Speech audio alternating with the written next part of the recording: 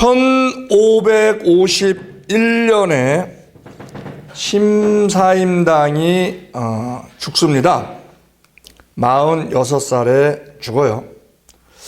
그때 이율곡의 나이가 16살이에요. 그래서 굉장히 슬픔에 잠기죠. 그 지극한 효성이 있어서 3년상을 치릅니다. 19살이 되었죠. 그래서 이 율곡이 금강산으로 갑니다. 금강산에 가서 중이 돼요, 중. 그 중 법명이 있어요. 의암이라는 법명이 있을 정도로 중으로 불교와 도교에 심취를 합니다. 한 1년간 심취를 하다가 깨달아요. 이 불교와 도교로서는 내가 취할 길이 아니다. 그래서 그것을 깨닫습니다. 그래서 그 절을 떠납니다. 떠나서 과거에 등극함으로 말미암아 성리학을 이루는 아주 큰 그러한 조선의 대표적인 학자가 되죠. 현재의 자리가 좋아 보여도 그것이 자신의 소명과 맞는지 점검하는 시간이 필요하다는 겁니다. 미국이 영국으로부터 독립을 합니다. 초대 대통령이 조지 워싱턴이에요. 모든 국민들에게 존경을 받습니다. 대통령 임기가 4년인데 1대 4년을 치르고 또 다음에 또 4년을 또 조지 워싱턴이 합니다. 세 번째도 마음만 먹으면 할 수 있었어요. 그런데 3선에 도전하지 않고 스스로 자리를 물러납니다. 권력의 자리는 마치 마약과도 같다는 그런 말이 있듯이 손을 놓기가 힘든데 조지 워싱턴은 법대로 국가가 개인이 아닌 제도 위에 서야 한다 하면서 물러났죠. 우리나라 대통령 중에서 건국 대통령 이승만, 또한 경제부흥 대통령 박정희 굉장히 이루어놓은 일이 위대한 업적이 많습니다. 그런데 그 두 분이 부정적인 시각으로 보는 사람들이 공통적으로 하는 말이 독재자다 그래요. 왜냐? 이승만이 개헌을 했거든요. 두 번만 하고 못하게 법이 돼 있었는데 4.4 5.2으로 이승만이 개헌을 하고 또 박정희 대통령은 유신헌법으로 개헌을 하고 뭐 이런 것 때문에 그러한 오점을 남기는 것을 우리가 보는데 이 조지 워싱턴에서 우리가 볼 수 있는 것은 능력이 있다고 해서 반드시 그 자리에 계속 머물러야 하는 것은 아니다. 때로는 떠나는 것이 더 큰 가치를 만들기도 한다. 그런 면에서 우리나라에서 아쉬운 것은 정계나 우리 교계에 후계자 양성이 좀 빈약하지 않은가 하는 것을 우리가 볼 수 있습니다. 자, 세종대왕이 셋째 아들이에요. 세 번째 아들이에요. 그 원래 왕위 계승자는 형인 양녕대군입니다.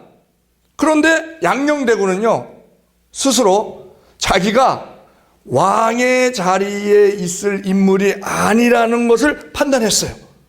그래서 행동을 막 이상한 행동들을 고의적으로 막 합니다. 사람들이 볼 때 저 사람은 진짜 왕이 되면 안 되겠다. 이러한 마음이 들 정도로 막 이상한 행동들을 해요. 결국 세자 자리에서 물러나게 되고 그 결과 그 아우 충녕대군이 세종대왕이죠.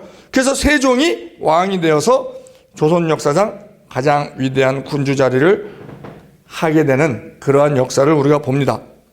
어떤 자리는 원래 내 것인 것처럼 보일 수도 있지만 실제로 더 적합한 사람이 있다면 그 사람에게 양보할 줄 아는 것이 대인이죠, 대인.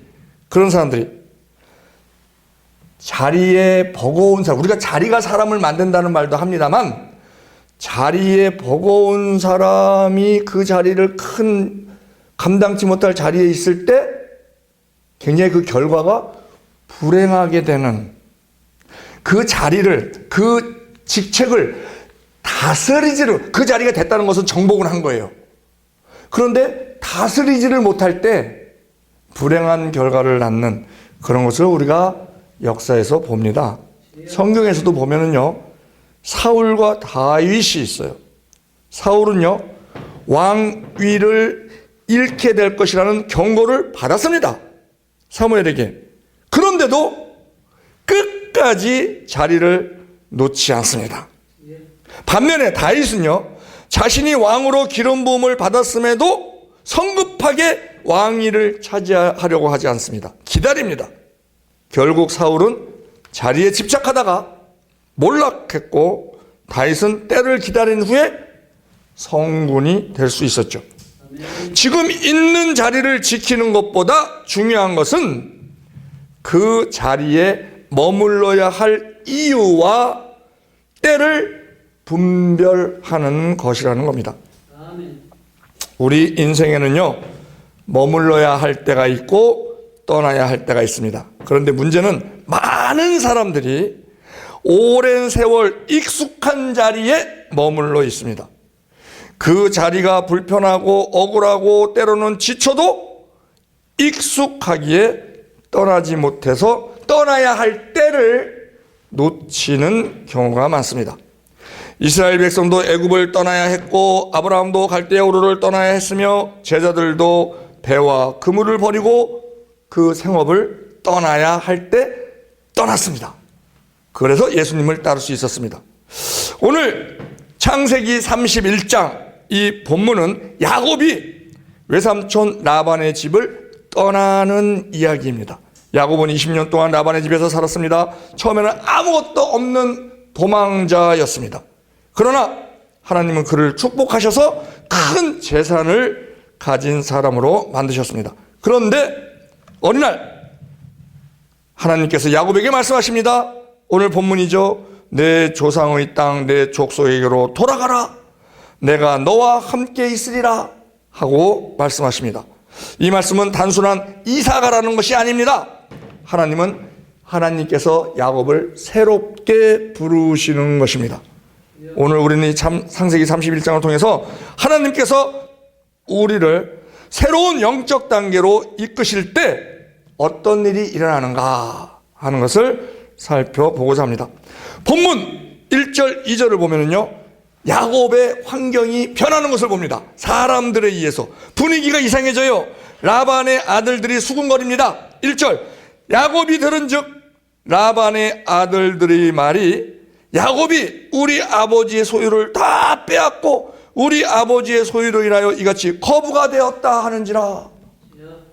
라반에게 아들들이 있었는데 야곱이 부자가 되니까 가축이 많아지니까 자기 아버지의 양을 소유를 다 뺏어갔다는 거예요. 그리고 또 라반의 태도도 예전 같지가 않아요. 2절에 야곱이 라반의 안색을 본즉 자기에게 대하여 전과 같지 아니하더라. 자, 환경이 변합니다.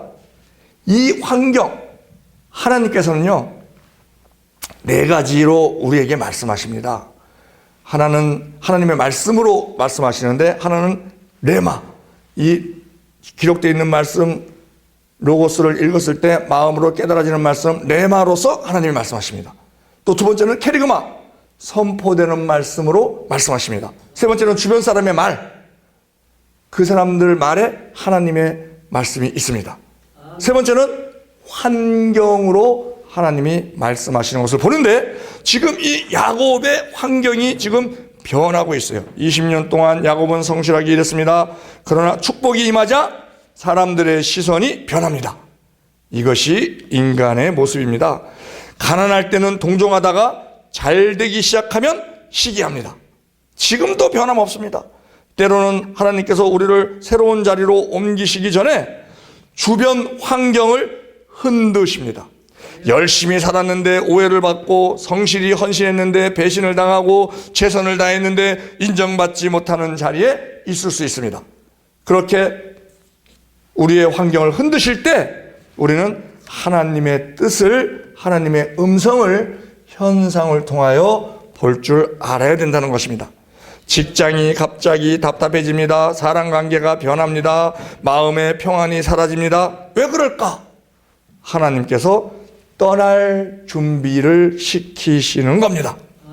이스라엘 백성이 출애굽을 만약에 하는 데 있어서 애굽을 이스라엘 백성들이 좋아했다면, 애굽에서 아주 평안한 생활을 했다면 그들은 출애굽 안 합니다.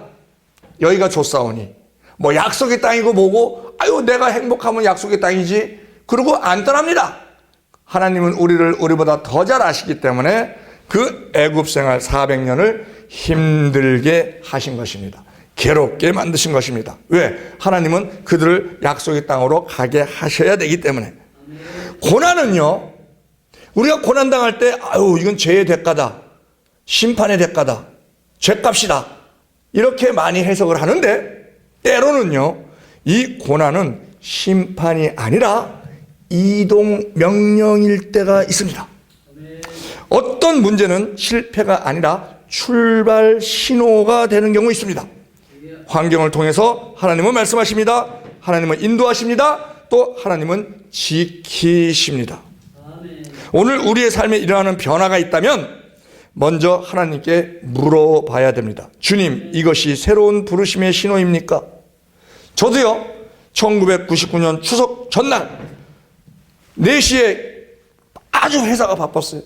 그래서 4시에 귀가하다가 집이 보이는 거야. 아파트가 보여. 만약에 집이 안 보였으면 졸음은 오는데, 집이 안 보였으면 차 세워놓고 잤을 거예요. 집이 보이니까 그냥 저까지만 가면 된다 그러고 가다가 깜빡 졸은 거예요.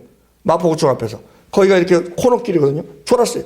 그러니 어떻게 됩니까? 차가 직진으로 가죠. 중앙선을 넘어갔죠. 차 4대를 받고 제 차에 불이 났습니다. 제가 2년 동안 치료를 받았어요. 그 치료받는 중에 생각하면 생각할수록 하나님이 나를 살리셨다. 왜 살리셨지? 하나님이 하라고 살리셨구나. 이래서 제가 신학을 결심하게 된 겁니다. 신학을 결심하면서도 99년부터 치료받았으면 2001년이면 치료가 끝나요. 그런데도 2년 동안 저는 신학교를 못 갔어요. 왜냐? 신학교는 아무나 가. 거기는 신령한 사람들만 가는 거야. 거룩한 사람들만 가는 거야. 내가 어떻게 가겠어? 나 같은 잡놈이 어떻게 가? 못 가지. 그리고 2년을 씨름하다가 결국은 무릎을 꿇고 들어가게 된 거예요. 신학교를. 그렇게 된 생활의 변화가 하나님의 부르심이더라 하는 것입니다. 3절에 보면 여호와께서 야곱에게 이르시되 내 조상의 땅으로 돌아가라. 내가 너와 함께 있으리라. 자, 우리가요 결정적인 순간은 우리가 환경이 변하지만, 환경에서 하나님의 말씀을 듣지만 그 환경이 중요한 게 뭡니까? 환경의 변화가 중요한 게 뭡니까? 하나님의 음성을 듣는 거예요. 거기에 하나님의 음성이 어떤 음성이 있나. 그래서 중요한 것은 환경이 아니고 하나님의 음성이라는 것입니다. 하나님의 말씀이라는 겁니다. 환경만 보면은요 야곱은 떠날 수 없습니다. 재산이 많습니다. 가축도 많습니다. 가족도 있습니다. 또한 정착하기 좋은 환경이었습니다. 왜? 그동안 익숙해 있으니까. 그러나 하나님께서 말씀하셨습니다. 그러니 야곱은 떠나야 했던 것입니다. 신앙생활의 핵심이 이것입니다. 무엇이 좋은가? 이것이 아니고 하나님이 무엇을 말씀하시는가? 하나님의 말씀은 환경을 초월합니다. 많은 사람들이 돈을 따라갑니다. 사람을 따라갑니다. 기회를 따라갑니다. 권력을 따라갑니다. 명예를 따라갑니다. 그러나 믿음의 사람은 말씀을 따라가는 줄 믿습니다. 아브라함이 그랬습니다. 모세가 그랬습니다. 베드로가 그랬습니다. 지금 야곱도 말씀을 따라가는 겁니다. 하나님의 음성이 들리면 손해가 보여도, 뻔히 손해가 보여도 순종해야 합니다. 왜냐하면 하나님의 약속이 함께 있기 때문입니다. 절대적으로 이 땅에 우리가 손해로 보인다 하더라도 말씀 붙잡고 나아가면 손해가 아니라는 겁니다. 내가 너와 함께 있으리라. 이 말씀 하나면 충분합니다. 하나님이 함께 하시면 광야도 길이 됩니다. 하나님이 함께 하시면 홍해도 갈라집니다. 하나님이 함께 하시면 실패도 축복으로 변하게 되는 것입니다. 자, 이 지금 하나님께서는요 야곱에게 너의 수고를 내가 다 보았다 이렇게 말씀하십니다. 20년 동안 야곱은 라반에게 10번이나 속았습니다. 품삯을 10번이나 바뀌었습니다. 불공평한 대우를 받았습니다. 억울한 일도 많았습니다. 그러나 하나님은 말씀하십니다. 내가 다 보았다. 사람은 몰라도 하나님은 아십니다. 사람은 인정하지 않아도 하나님은 기억하십니다. 사람은 배반해도 하나님은 갚아주십니다. 교회에서 묵묵히 봉사하는 시간, 가정에서 눈물로 기도하는 시간, 직장에서 정직하게 살아온 시간, 아무도 몰라주는 헌신, 아무도 알아주지 않는 희생, 하나님은 다 보고 계십니다. 하나님이 감찰하고 계십니다. 우리가 억울한 일이 있습니까? 인정받지 못하고 있습니까? 하나님이 증인이 되어 주십니다. 지금 당장 세상에서 알아주지 않아도 상관없습니다. 하나님 앞에서 성실히 걷는 것이 가장 지혜로운 삶입니다. 하나님의 시간표가 되면 하나님은 반드시 열매 거두게 하십니다. 갈라디아서 6장 9절에 우리가 선을 행하되 낙심하지 말지니 때가 이름에 거두리라 말씀하십니다. 17절 이하를 보면은요, 야곱이 행동합니다. 떠납니다. 가족을 태웁니다. 가축을 모읍니다. 그리고 길을 떠납니다. 믿음은요, 결단입니다. 하나님의 말씀을 들었다고 해서 움직이지 않으면 아무 소용이 없는 것입니다. 구슬이 서말이라도 꿰야 보배인 것입니다. 움직여야 합니다. 노아는 방주를 지었습니다. 아브라함은 떠났습니다. 이스라엘은 홍해 앞으로 걸어갔습니다. 베드로는 배에서 내렸습니다.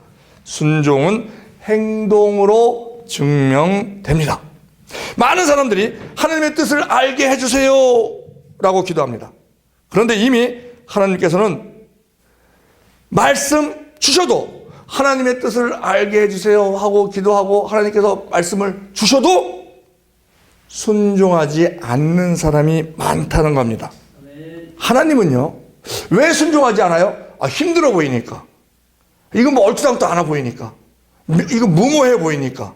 그래서 순종 안 하는 거예요. 인간적인 어떤 이성, 지식, 어떤 개념, 합리적 뭐 이런 생각으로 인해서 자기의 경험 이런 거에 의해서. 그런데 하나님은요, 순종하는 사람에게 다음 단계를 보여주십니다. 요단강에 발을 디뎠을 때에 물이 멈추는 것을 보여주시는 것입니다. 믿음은 내 감정이 정리되고 나서 행하는 것이 아니라 먼저 행하면서 내 감정을 다스리는 것입니다. 신앙은 익숙한 자리에 머무르는 것이 아니라 하나님의 부르심에 순종하는 것입니다. 야곱은요, 계획이 없었어요. 또 우리가 그 멀리 보면 에서가 또 기다리고 있는 그런 상황도 있고 미래가 불확실합니다. 그러나 하나님의 말씀을 붙잡고 함께 있겠다 하는, 내가 너와 함께 있겠다 하는 그 말씀 붙잡고 출발합니다. 그런데 가족의 의견을 무시하고 일방적으로 결정하지 않고 레아와 라헬에게 상의를 하죠. 그래서 거기서 동의를 얻어서 출발을 합니다. 신앙은요, 결단에서 시작됩니다. 영적 회복도 결단에서 시작됩니다. 하나님이 말씀하시면 즉시 순종하는 믿음이 그래서 중요한 것입니다. 결단을 내리고 새로운 환경으로 출발할 때 두려움이 있을 수 있습니다. 그런데요, 참된 믿음은요, 두려움이 있을 때 두려워하지 않고 나가는 것이 아니에요. 그게 아니고 두려움이 있더라도 나가면서 두려움을 이기며 나가는 거예요. 두려움이 없는 상태에서 나가려고 하는 것, 그런 믿음이 아닙니다. 두려움이 있음에도 불구하고 나가면서 그 두려움을 이기려고 하는, 그럴 때 누가 도와주십니까? 내 안에 성령께서 도와주십니다. 우리도 인생에서 떠나야 할 때가 있습니다. 죄의 습관에서 떠나야 할 때가 있습니다. 사람을 지나치게 의지했던 자리에서 떠나야 할 때가 있습니다. 나를 소모시키는 관계와 환경에서 떠나야 할 때가 있습니다. 익숙하지만 하나님의 뜻과 맞지 않는 자리에서 나와야 할 때가 있습니다. 떠나면 쉬운 일이 아닙니다. 익숙한 자리가 안전해 보이기 때문입니다. 그러나 하나님 없는 안전보다 하나님이 함께하는 낯설미 더 안전합니다. 왜? 하나님께서 주시는 안전이 참 안전이기 때문에 그렇습니다. 야곱은 떠나면서 자, 이제 출발합니다. 출발할 때 하나님께 떠나라고 하니까 출발해요. 그런데 야곱은 재산을 챙깁니다. 많은 가축을 챙겨요. 그리고 라헬은 드라뱀을 훔칩니다. 자기의 의지처. 이 장면은 야곱의 가정이 여전히 불안하고 미성숙하다는 사실을 보여줍니다. 사람들은요, 종종 하나님을 믿는다고 하면서 한편으로는 자기 방식대로 안전장치를 붙잡습니다. 눈에 보이는 것을 움켜쥐어야 안심이 되는 그러한 것이 인간의 모습이죠. 그렇지만 그런 모습은 참된 평안을 주지 못합니다. 라헬이 드라빔을 의지했지만 결국 드라빔이 라헬에게 주는 것은 아무것도 없어요. 오히려 드라빔이 준 건 뭐예요? 불안감만 줘서 불안감. 들키면 어떡하지? 그 안장에 깔고 앉아갖고 라반이 내 드라빔이 없어졌다. 니들이 갖고 간 거 아니냐? 그러고 그러니까 야곱은 모르니까 아유 찾아보시라. 만약에 나오면 그 사람 죽여도 상관없다. 이런 식으로 라헬이 갖고 있는 걸 모르니까 라헬은 아무도 모르게 챙겼어요. 그러니까 라헬이 얼마나 불안하겠어요. 자기가 의지하려고 했던 드라빔이 자기에게 주는 게 뭐예요?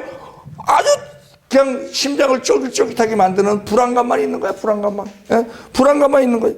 평안을 주지 못해요. 이거는 결국 모든 눈에 보이는 우상은 우리를 지켜주지 못한다 하는 것을 우리가 보여주는 것이죠. 가정의 문제, 직장의 문제, 미래의 문제 앞에서 우리가 붙들어야 할 것은 물건이나 사람이나 계산이 아니라 오직 살아계신 하나님이라는 것입니다.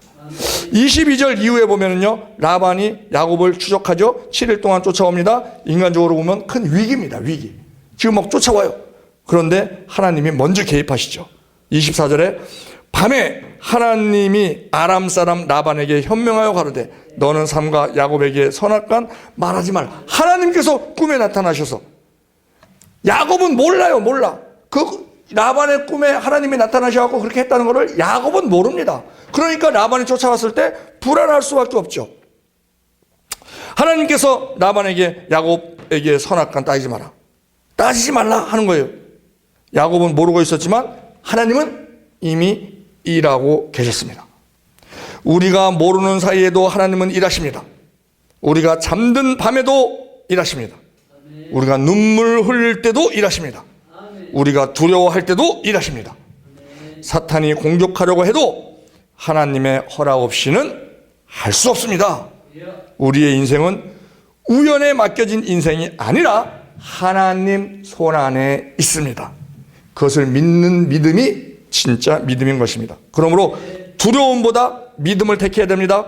위협보다 약속을 붙들어야 됩니다. 환경보다 하나님을 바라보아야 합니다. 본문 마지막 부분에 보면 야곱과 라반 사이에 언약이 세워집니다. 돌무더기를 쌓습니다. 경계선을 만듭니다. 그리고 서로 넘지 않기로 약속합니다. 이 장면은 매우 중요합니다. 왜냐? 하나님께서 야곱의 과거를 정리하시는 순간입니다.